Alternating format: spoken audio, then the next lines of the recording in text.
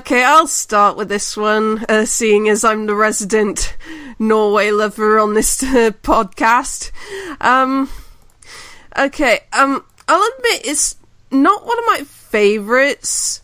I mean, it's definitely the first time in a few years that I haven't had Norway in my top 10, but, you know, since it won Melody Grand Prix, it's actually grown on me quite a fair bit. I still don't think it's great, but I've grown to really enjoy it now. I think for those of you who are familiar with like the youth station NRK P3 over there, it's basically the Norwegian equivalent of BBC Radio 1. It very much fits within the kind of songs that they put on their playlist over there. Like it's very much something that you would hear on the Norwegian charts or something like that. So I do think it's a very good representation of what the Norwegian music scene sounds like at the moment.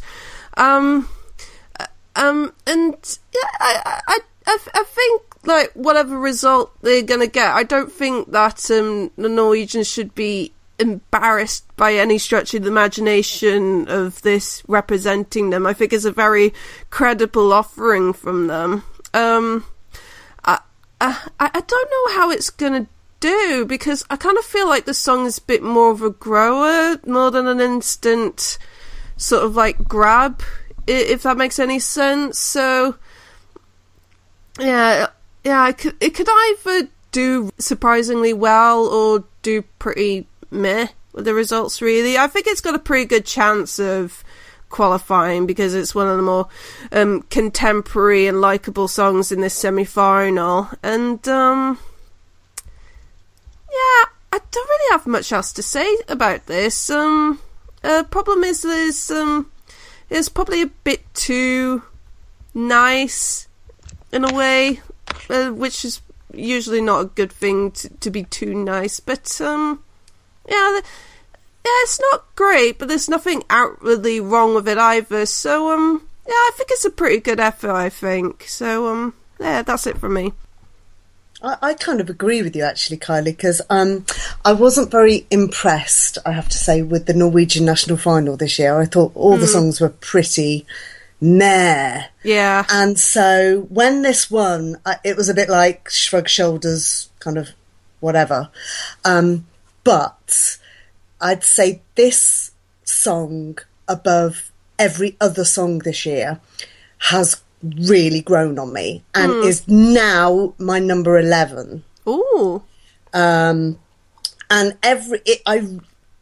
first of all, I feel really confident and comfortable listening to Alexander's vocals. Every time I've seen him perform this live, he feels he looks really confident and relaxed, and you feel like, oh, this guy knows what he's doing. And every time I've heard him sing it, it's been absolutely on point. Yeah. And that kind of it is a positive for me. And I think I do agree that the song is a grower, hence why it's kind of gone up my rankings from being quite low to now quite high. The one thing I will say is I really like the staging that they had.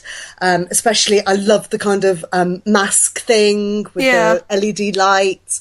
I also liked the interference on the screen.